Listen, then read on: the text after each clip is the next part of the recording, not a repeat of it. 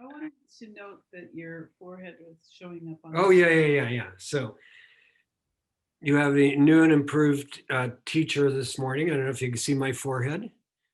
I had a run-in with a tree yesterday. That's maybe part of the reason we've been unable to stop laughing. Lori and I were on a trail in the Angeles National Forest, this wonderful ridge trail. There's actually a trail that goes down into the canyon to Big Tahunga called Grizzly Flats, but we took the high trail. And there was a point on the trail where there were a few hikers in front of us, people with canes. Are we recording? Yeah. And canes, poles, and there were some runners coming down the trail. And I wanted to keep my momentum and keep going, which is a very Dan thing to do. And so I dodged up to the left and off the trail right as I came around a corner into blinding sunlight. And the next thing I knew, I was like, boom! There was this dead tree with a branch coming across that I just clocked myself with. Anyway, I had enough flexibility not to go down and keep going. But anyway, that's what that's all about. So hopefully I had some sense knocked into me. Yeah. Maybe it'll help with today's talk. Last week we did the appreciation exercise, and it was Thanksgiving, and I started with the meal gata, and there's always that line in the meal gata, which is, second, as we receive this offering, we should consider whether our virtue and practice deserve it. And so there's that question of, to put it in modern language, do I deserve this? Am I worthy? And I always find that a little odd. Do I deserve this? Now, in the context of the meal gata, it's appreciating the meal, and as I said last week, checking in, a check-in, like, how am I doing? How is my practice? What are my relationships around me? How am I doing with the precepts? Am I being the practice out there in the world? So it's just a quick check-in. But there is this broader question of deserving, not deserving, worthiness, unworthiness, and then that vow that we say over and over again, sentient beings are numberless, I vow to save them, which, from the very beginning of my practice, I loved the paradox of that. And I think for a long time, I just loved the paradox and didn't really get it in the way that I think I get it now. But like, if they're numberless, how do I save them all?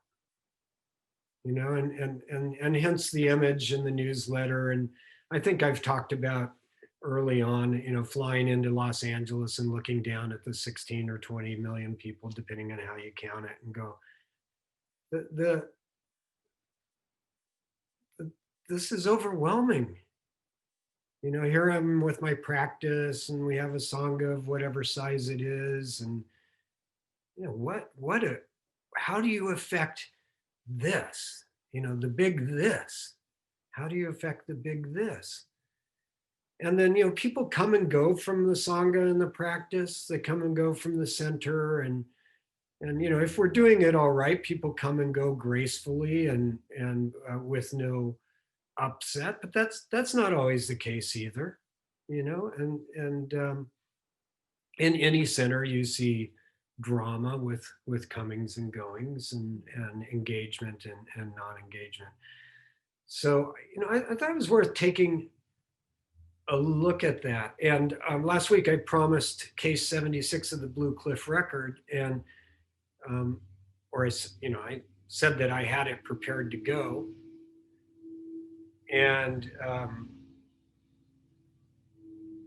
letting a truck go by. It's a really good koan for a number of reasons. So let's dive into that. And it's not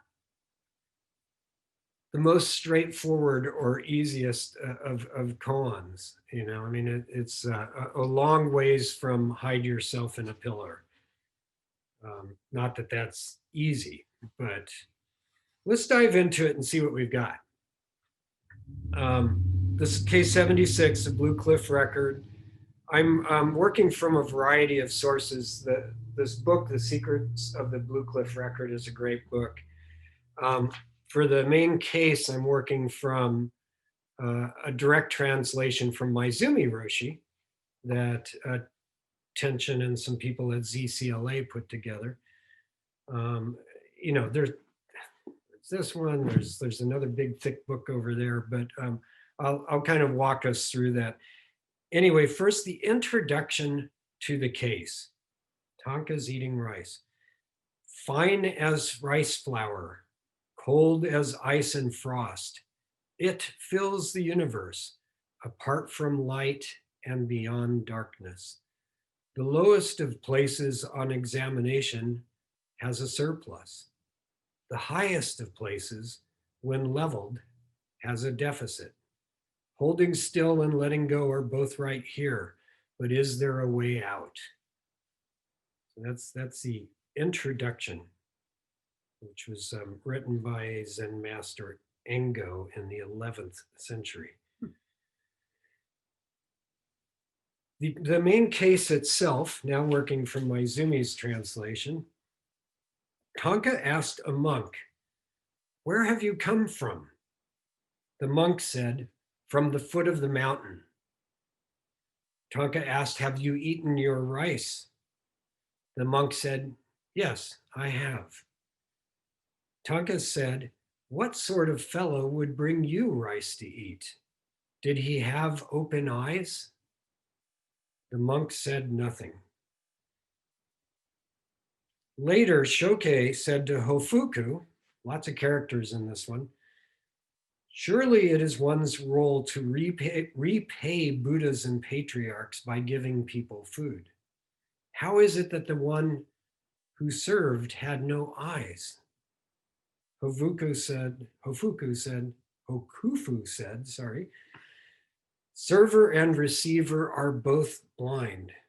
Shoke asked, "Is the one who makes the utmost charitable effort still blind or not?" Hofuku said, "Do you call me blind?" And that's the end of the case. I know at least one of you, Philip, went and read this case after I mentioned it last week. And Philip said to me, I read it and I was just like shaking my head. And, you know, I went and talked to my girlfriend about it. I mean, it's a bit of a strange one. So let's spend a few moments untangling it. But before we do that, I'm going to read the verse in classic fashion as well. The verse says, "Using full potential, not becoming blind, holding an ox head, feeding it hay.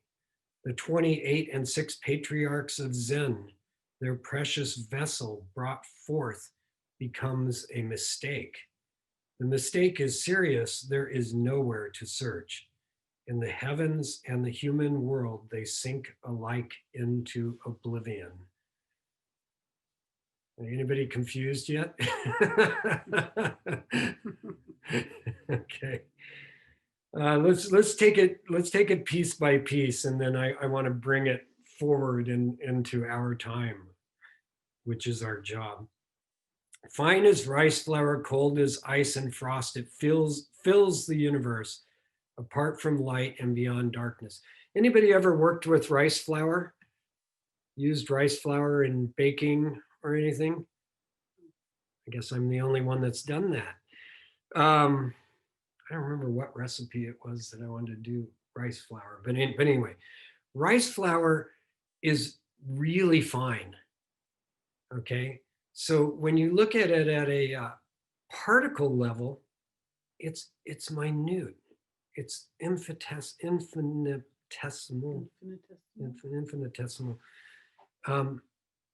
And yet, if you spill it, drop it, or blow on it, it creates this cloud that takes everything over. So this is a a poetic look at our essential nature, which is right here, right now, in the smallest, tiniest moment, and fills the entire universe. Hmm. You know, cold as ice and frost. Just the thusness of this, the thisness. You know, ice is cold and frost is cold. They're cold. It's just like cold, cold. You know, and it fills the universe beyond any description of light and darkness, good and bad, enlightened or unenlightened. This is what is so. So, I mean, it's interesting when, you know, like when you're working on some of these, like that's one line of the introduction and not even the main case. And everything's there. Everything's already there.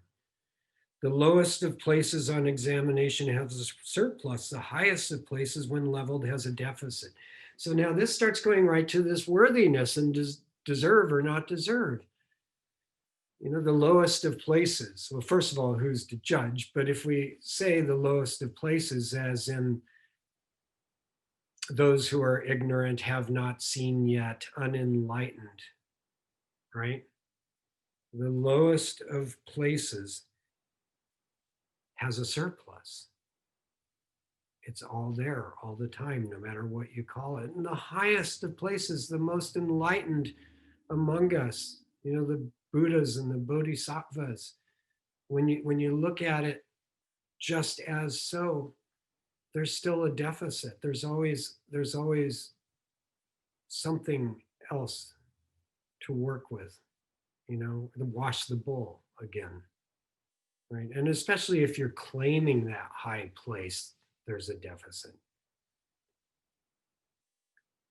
Holding still and letting go are both right here, but is there a way out, which leads to the main case.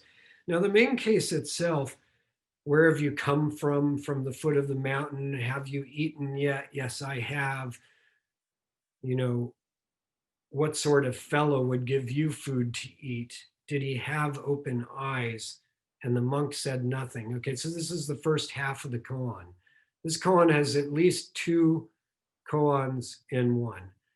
Now, the first half of this koan is classic Dharma combat. Okay, you know, where have you come from? Where have you come from is almost a trope in Zen, you know, ancient Zen, if I'm using the word correctly. Where have you come from? You know, I mean, there is he really asking where have you come from? You know, like I came from Santa Monica, you know, or is he testing in the, you know, where are you? Where are you in your practice? Where are you in your realization? Now, the monk in asking, you know, I came from down the mountain or from the foot of the mountain, is either a very dull and kind of flat response, like I came from Santa Monica, or it's actually a good parry in this Dharma combat, right? You know, you're asking me about enlightenment. Well, I came from the foot of the mountain, you know, because in this, the highest places still have a deficit. You know, if I'm walking around going, I'm enlightened, you know, that's a problem too. So you can look at this answer in a couple of ways. And, you know, this exchange between Tanka and the monk, Tanka lived just spanning the bridge between the 8th and 9th century. This is a long time ago. None of us and none of the people commenting on this and compiling this story were there. Nobody was there. So, you know, what does this answer mean from the foot of the mountain? So Tanka goes and tests the monk further. Have you eaten your rice yet? Well, yes, I have. So now that this monk is saying, yeah, I've seen it. I've eaten it. And then the teacher is like, what sort of fellow would give you rice to eat? Now, this is pretty brutal. It's like, seriously? Who would give you food to eat, you unenlightened fellow? Which, is, in looking at it, either just nasty or unnecessarily confrontational, or just a test. Again, a test in Dharma combat. You say you've eaten, how are you going to respond? Did the one who gave you this food, who gave you this teaching, was he blind? Was he or she blind? Why would somebody feed somebody like you? Why would somebody feed somebody like you? And then the monk had nothing to say.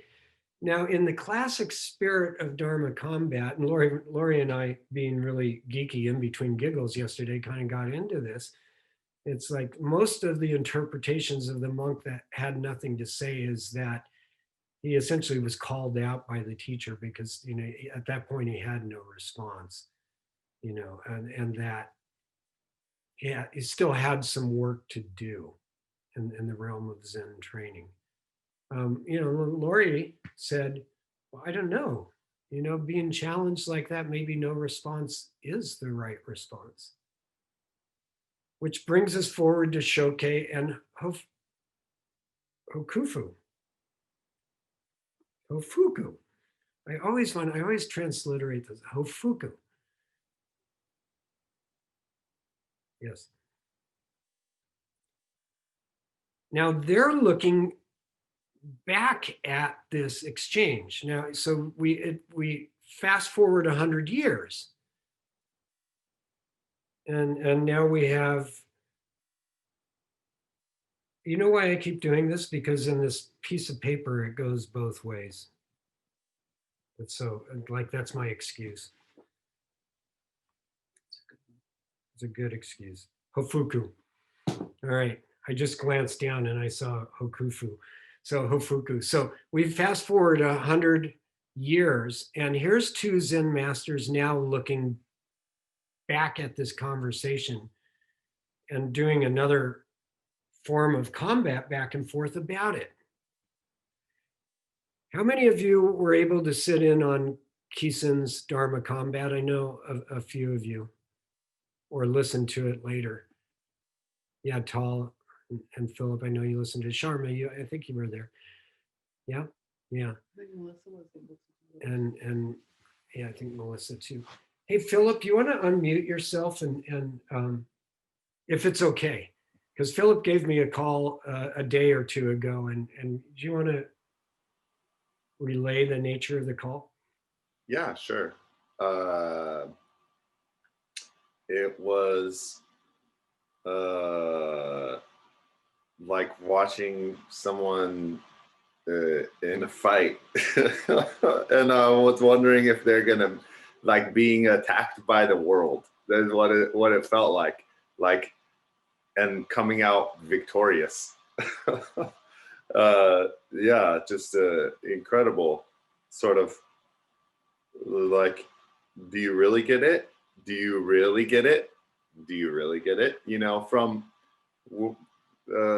sort of questions that didn't seem like anything, and then questions that seemed very like heady, I guess you would say, or philosophical, to, what's the point of this? Like, why are we even doing this? And really coming with answers that felt like appropriate to life in this moment, and very personal, but also really for everyone, so yeah, that's enough for me to say. Thanks, Philip. And what I took joy in from Philip's call was just this sense of like awe and wonder that he called in. He's like, I just listened to this and like, wow, and that Shuso Hosen ceremony, which I did in 2011 as part of my formal and full ordination, it's a big ritual and a big ceremony, but it harkens back to this Dharma combat, right? So Kisen or I, or whoever's doing this, you present a koan, and then the entire community or Sangha um, can ask you questions and challenge your understanding of the koan in public. And you have, you have the preparation of studying and studying and studying and sitting and sitting and sitting, but you have no idea what's coming at you. And so just a couple weeks ago, what Kisen did, or Stephanie, as some of you know her, is a direct parallel to what's going on in this and other koans. A lot of the koans are built on this structure of thrust and parry, understanding and challenge, and trying to tease out depth of understanding. And of course, in the student-teacher relationship, there's a lot of that too, right? Present your understanding and then testing of the depth and clarity and purity of that understanding. So I just wanted to bring that forward into what we do, because this is like a seemingly inscrutable case from the 8th and 9th century, but we're still doing it. And so Shoke and Hofuku are now talking about what happened 100 years ago. And to me, and it turns out, as I found out later, to Maizumi and to Seicho, who writes the poetry, the verse in the Blue Cliff record, this is the critical line where Shoke says, "Surely it is one's role to repay Buddhas and patriarchs by giving people food." This is a profound and central point in this koan. As Philip pointed out, and we just talked about a little bit more, this form that we're practicing in, this Dharma that we are given, this Dharma that we take forward, has been passed down person to person, Dharma talk to Dharma talk, through 2,500 years. The same lessons, the same teachings put into each of our hands here in 2020. And what do we make of it? So, Shoke says, surely it is one's role to repay Buddhas and patriarchs by giving people food. Now, this is direct response to the previous line that said, why would somebody give a dullard like you the Dharma? That's in its least flattering interpretation. Surely it's our role to repay the Buddhas and patriarchs by giving people food, by taking this training forward. And if that's the case, how is it that someone who is doing this could be called blind? And Hofuku responds saying, server and receiver are both blind. Now what is this about? Well, if you go back and look at classic Zen Buddhist literature and the teachings, there are 5 kinds of blindness. There's the blindness of those who have not seen, ignorant, not ignorant in being dumb, but just like unrealized, right? When we're just out in the world and kind of not seeing it. Second kind of blindness is those that have had some realization and use it to ill intent or even evil means. So called the blindness of the heretic.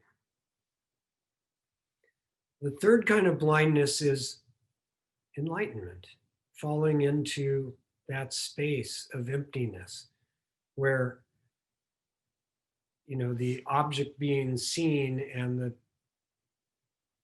subject seeing become one. So there's kind of a blindness because there's nothing to see and no one to see, right?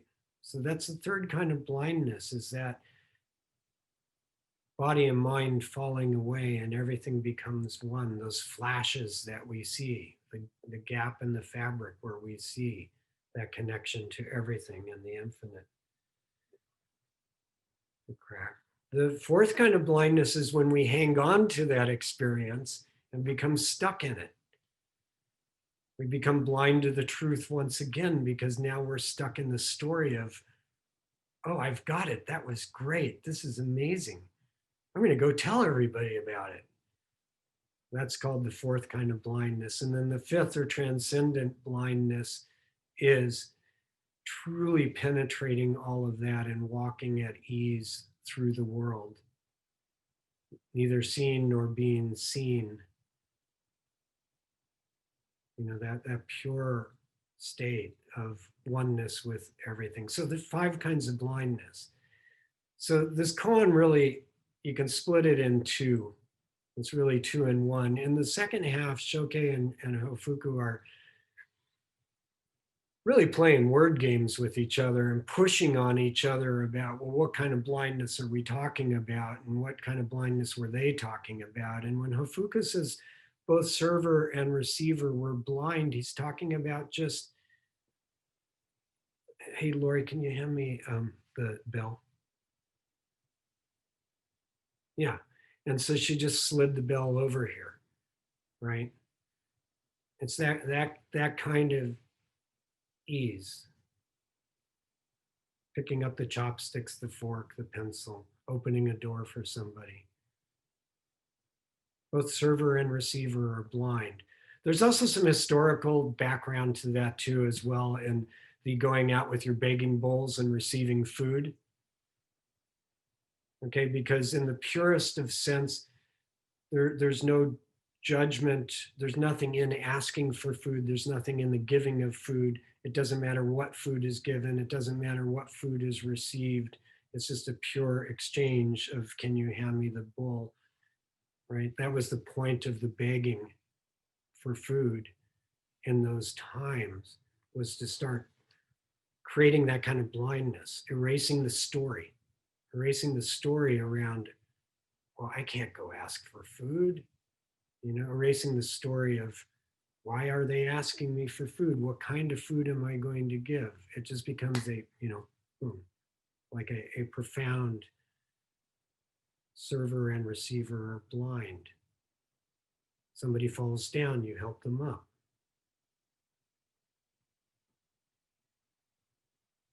And then, you know, Shoke goes on, is one who makes the utmost charitable efforts still blind or not? And Hofuku's like, in modern language, are you calling me blind? You know? And of course, Shoke is, in a way, in the nicest of ways. Is in the best of worlds.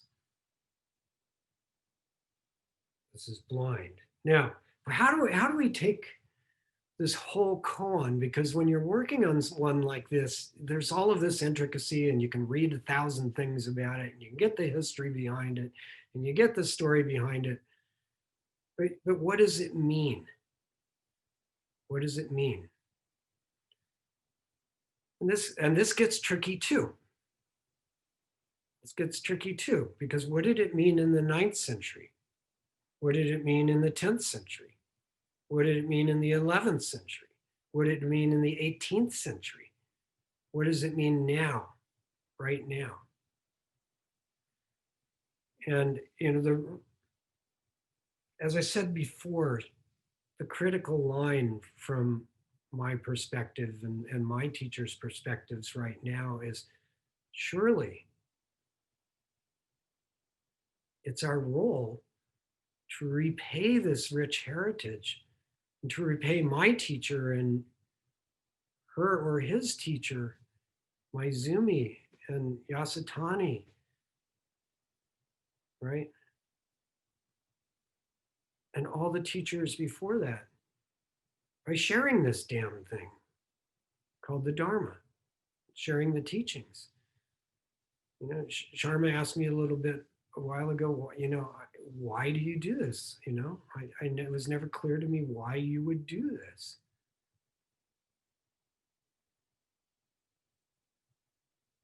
You know, it's one of those questions to always ponder.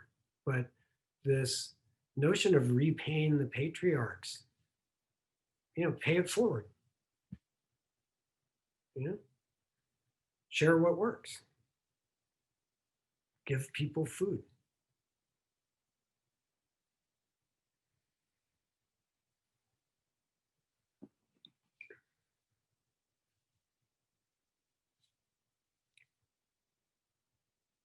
And how do you do that? You have to make it your own. You have to make it your own. And that's where Zazen comes in. You really have to sit with this stuff and make it your own. And just as an example, this koan, all right? Tanka and the monk, 9th century. 100 years later, Shokai and Hofuku are going, what did that mean? And what do we take away from it? The Blue Cliff record itself, the full translation, and by the way, the full English translation just of the cases is 550 pages long. Okay. The Blue Cliff record, though, is the case. And then there is Secho, who came along in the 11th century and wrote the verses or the poetry that follows the cases that start illuminating his understandings and teachings around the koan from an 11th century poetic perspective. And then 100 years later, after Secho's death, another master, Engo, came along and wrote the prefaces. Okay, so now even when I read this to you, we've got 9th century occurrence, 10th century poetic interpretation, and then another 100 years added on for an introduction with rice flour fine as dust filling the universe. There's a lot of interpretation going on here, and that doesn't even include the translation.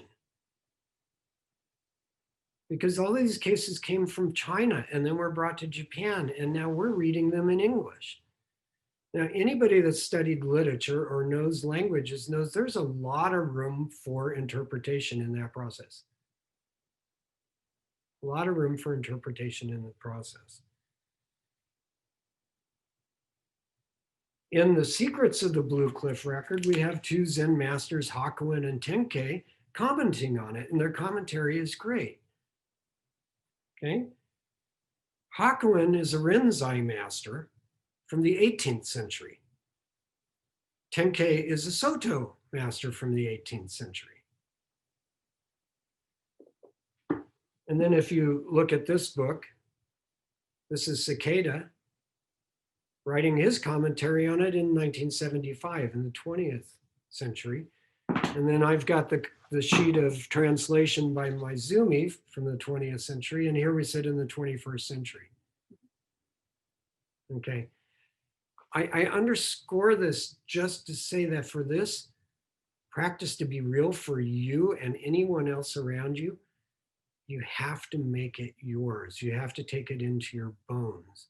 You have to know what it means to you. And whether you're studying koan or not, when you're working with me, I'm here to help point the way. These books are here to help provide some signposts, but nothing will substitute for you making it yours and living this practice in your own life, in your own way, in your own body, in your own voice, in your own spirit, because that ultimately is what keeps it alive. So the original English translation is 550 pages. Hakuin's commentary is another 900 pages. Tenka's Soto commentary is another 1,000 pages. And I'm running over time here a little bit, with 30 minutes. So be wary and be careful and have a smile about this too. When you look at these things and you go like, what? WTF? What is going on here? Tension is always working with me on what's the modern expression of that? What is Dan's expression of that? How would you say this? How are you going to teach it? Because we live right here, right now. We are not 9th century monks. And I just wanted to give you a little quick example of that. In the verse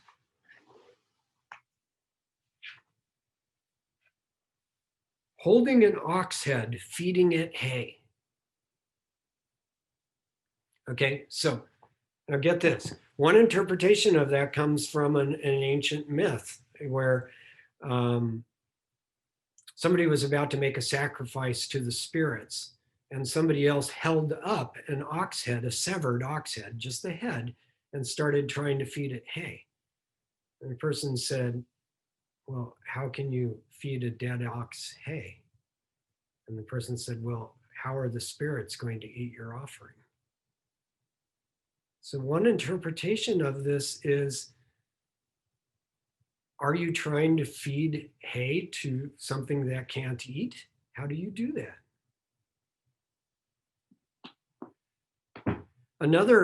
Another translation and interpretation of this is holding a cow's head, helping it eat grass. That's a completely different take. Here I am helping a cow to eat grass. And then another commentary on it, I'm just giving you guys how this comes at you, right? Another commentary on it is, can you feed someone that doesn't want to be fed? When the cow is ready to eat, make sure there's grass. And all of those are in their own way valid. Because look, what are we doing? We're sitting here in the 21st century or the 18th century or the 11th century or the 10th century, interpreting a poem that was written in 910. You know, I studied English literature. I know Galen studied literature. I know that Marsh and Art have studied literature. I'm sure everybody has to some extent. Part of it is discovering the meaning as it relates to you in your life.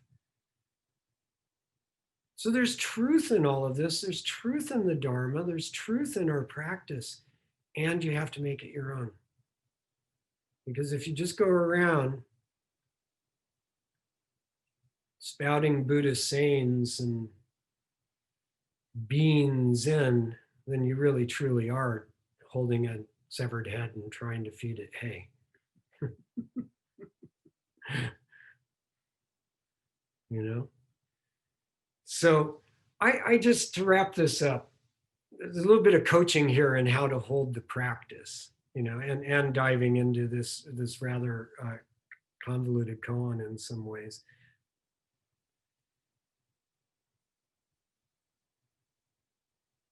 Was the original monk worthy or not? Who cares? Feed the food. What's that distinction? Another koan that Galen mentioned last week, you know, the true way is not difficult. It just dislikes picking and choosing. What is the point of the distinction? Is anybody worthy of this practice? Is anybody not worthy of it? Sentient beings are numberless. I vow to save them. This is not a call to be a missionary. You know, I want to save you. Remember, first of all, it starts right here, but then in that blindness of the rice flour being everything, right here is everywhere. So, you know, sit down. Experience the truth for yourself. That's saving everyone and everything and all eternity in itself. And really just modern, what are we going to do with the rest of Sunday language? You know, go out there, be yourself, be joyful, share the joy, share the love. You know, be the best version of yourself that is possible. And that will ripple outward for eternity. And someday somebody will be interpreting your actions in a poem, perhaps. All right, I think we should end there. Thank you for accompanying me on this ramble through it. But I just think this idea of making it our own and repaying the debt of the patriarchs by being the best Christine or Jeff or Marsh or Art that is possible, and use these tools, use the precepts, use the practice, sit with it, make it your own, and make it come to life through who you are and how you're living. That's a worthy cause. All right. Any questions or comments?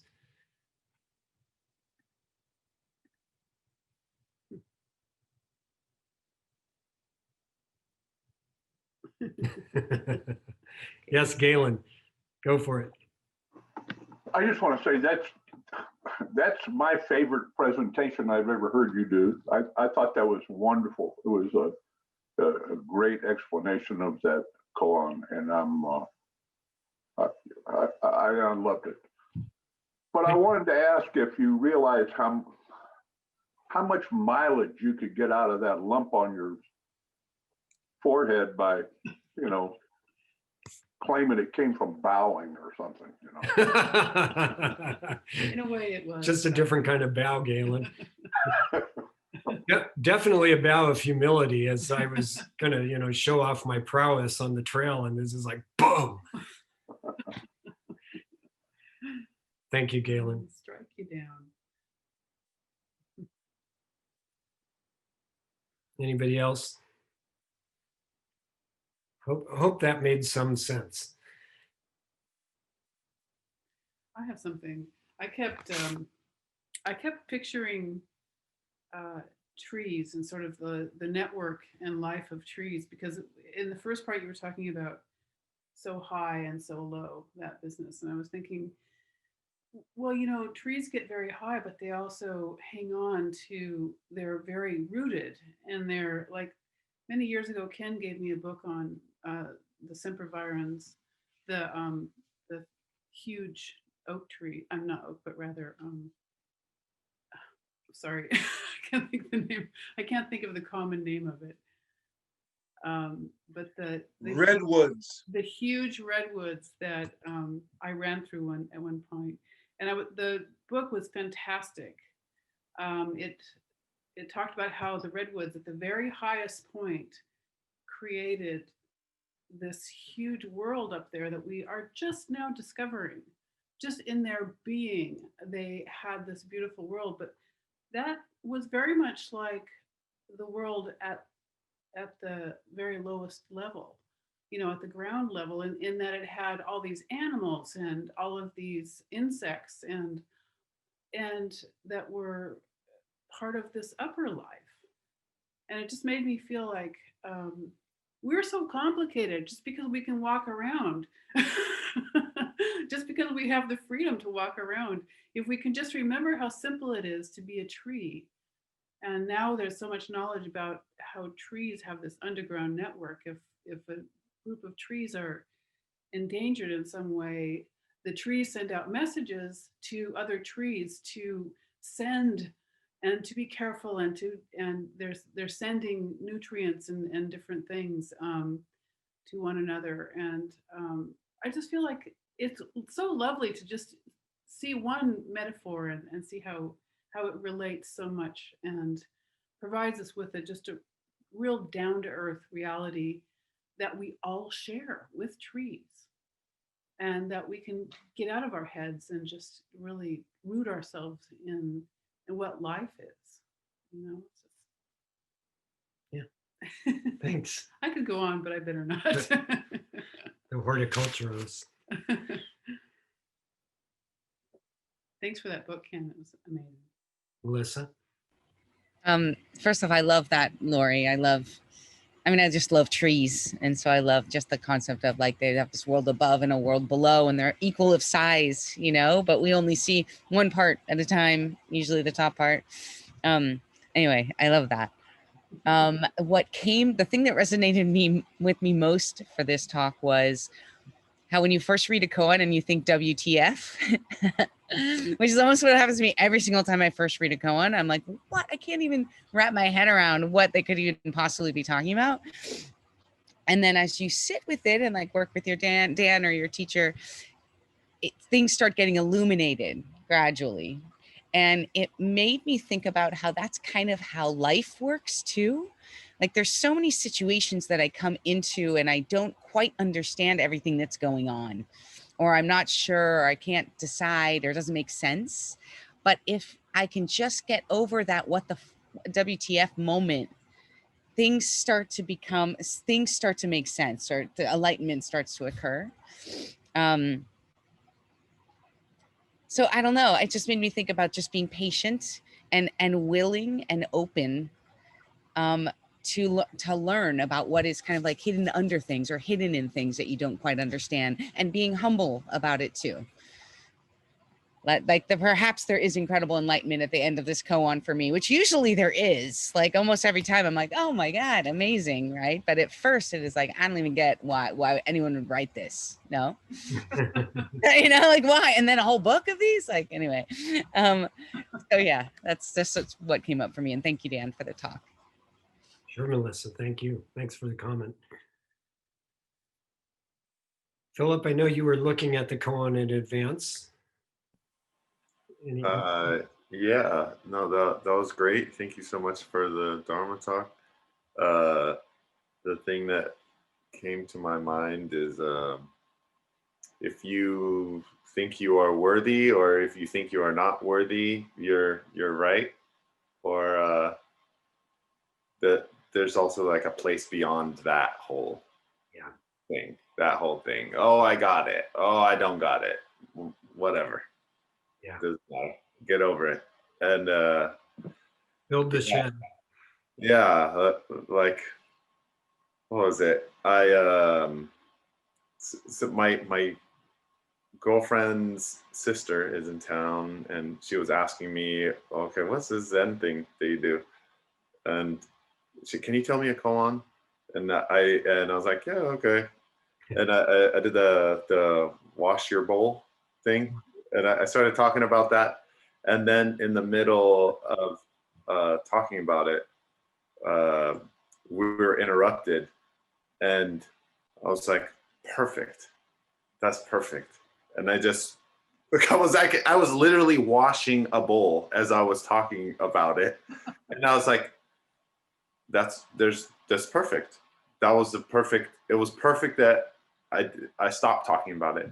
It was perfect that now we're just continue living life. Just continue living life. Do the next thing. Oh, I gotta dry the dish, and now I gotta walk over here, and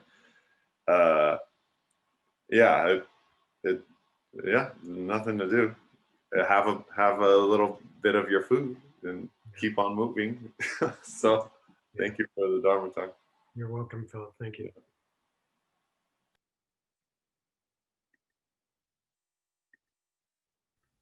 I just came back to gallery view, so I'm not sure who was first. So Melanie. Wow, I love that talk so much, Dan. Thank you, and everyone's comments. Oh my goodness.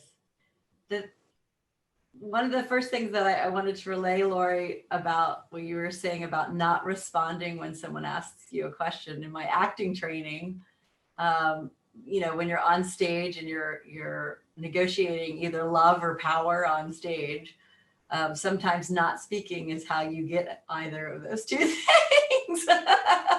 Right. By not responding. But what I found so fascinating, Dan, while you were talking, is just over and over and over again, like the concept of hunger kept coming into me. Like me as a person, I have moments of being sated and lots of moments of being hungry. And like in terms of this particular koan, what I kept seeing is, when we're hungry, we can still offer food. And when we're sated, we can still offer food. And when you talk about us being individual, and in our offering, how we're going to serve and address hunger, if it's a spiritual hunger, if it's actual, real, true people being hungry, needing to be fed, I just think that it's so fascinating how we are as human beings constantly in some sort of cycle around hunger, you know, and that in the training itself, we still feed ourselves and we feed one another, no matter where we are in that cycle of hunger. And that's what I was kind of seeing in this koan. And I really appreciate that, because it gave me permission to feed in the way that I feed as an individual, no matter where I am in my own hunger. So I so appreciate this talk today. I felt like it gave me a deeper permission to be myself and feeding myself and others. So that's all. Great, that's a lot. Thank you, Melanie. That's beautiful. I love it. Sharma, yes. I was just considering how everything can be so simple. And then it's like the koan brings you back to what is simple. Mhm. So it's an odd experience. I believe that, and I've come to this belief, and I'm not sure how, but I think through this training, that we are here to help other people. And that's just felt completely like that's the reason we're here. And that everything we need to know is inside ourselves. And that this practice, if you're curious, kind of assists in that knowledge. And that when I work with people on another level, I'm always saying everything you need to know is inside of you. Mhm. It's about accessing. And then everything we need to heal ourselves, because a lot of people who I work with feel they need to be healed. And I'll tell them it's we have the capacity to heal ourselves. It's about using those instruments that we are given. And it requires, again, action, not thought. Sometimes when I hear koans, I feel like, isn't this more thinking? And isn't it tangled? And then on the other hand, there isn't a way to talk about Zen without koan, because it's like if you talk about it, you're not there. It cannot be talked about. So it's the reason for koan to not talk and just be aware. Yeah. I mean, on the one hand, I'm like, why are we doing all this shit? This is so stupid. It's all really simple. Like, why do we have to go all these places? Yeah. And then it's like, well, the koan is because you can't talk about all these places because they're beyond language. So anyway, these are all my thoughts. And I want to add one thing. I'm going in for surgery tomorrow and it's fine. It's not like serious, but I want Andrea encourage me to let everybody know so that they can be in my thinking and awareness of what is, I feel, a real loving support on a very basic level for me. So thank you. You're welcome, Sharma, and we've got you. We got you. Thank Okay? I'm sure everybody, will second that. That's our underground tree network. Yeah. Jeff, I think I saw your hand up. Thank you, Sharma, for sharing. Oh, by the way, yes. I like to look at koan sometimes real simply as a direct confrontation with not knowing. That complete puzzlement in a lot of them that forces you into sitting with it and forces you into an experience that it would be very hard to have, without being confronted by the WTF. I don't know. you know. I see. Yeah. Jeff? Yeah, first of all, great talk, great commentary by everybody, and I missed you guys. It's great to see everybody. And Sharma, all the you got my praise. All right, for tomorrow, having a good Thank you. surgery. Cool. It's great, really great talk. I don't know. I thought it was. I think it's a hilarious koan. Like the guy comes up and you know, he's like, "Did you get fed?" And the guy's like, "Yeah," and he's like, "Was he blind?" I don't know. I just sort of, to me, that's the interpretation that kept going on in my mind, and then that's how I was picturing it. And then it got so much deeper into what is blindness and what is seeing and what is identity. And but I just love how in this koan there's kind of a you know just sort of a joking with the main participant about you know about identity and just making light of it. So I just really appreciated that, and I really enjoyed the whole talk. Thanks, Jeff. Yeah. And you know, as practitioners of Zen, students of Zen, all of us will run into situations where somebody says, well, what is it? And then there, I guarantee you, there'll be times when people challenge you from like, oh, well, that wasn't very Zen, you know, or I thought you were a priest, or whatever it is, you know. So there's also that side of it too, and just being solid, and that's what I say. I mean, the ultimate practice is, who are we being? How are we living? What's the effect on the people around us?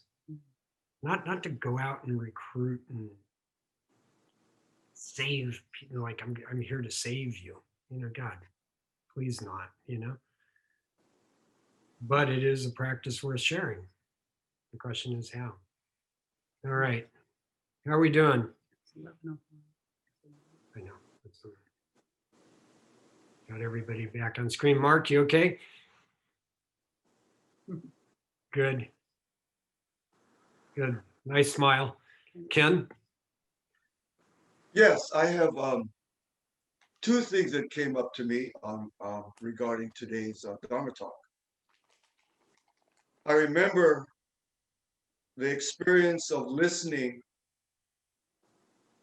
to Allen Ginsberg and Peter Orlovsky playing word games with each other and just being immersed not only in their unbelievable wit, but the unbelievable love they had for each other. And that kind of reminds me of Dharma combat. Yeah. The other is, last Sunday, someone brought up in the yoga class I lead on Sunday mornings, gee, Ken, why do they call it combat? That sounds kind of confrontational. And the only response I had was, yeah, it does sound confrontational, doesn't it? And maybe the word itself is just a poor interpretation of the Chinese or the Japanese for that dialogue.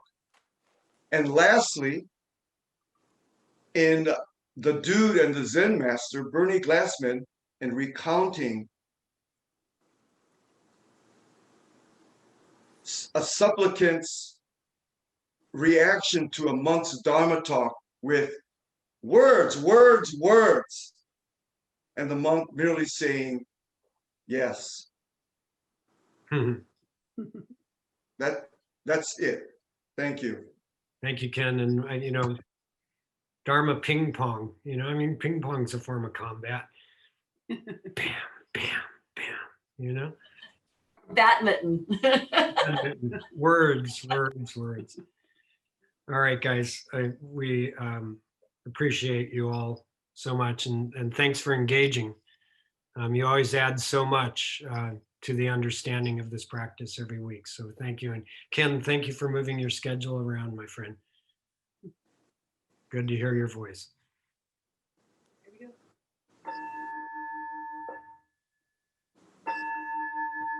Sentient beings are animals. I am to save them.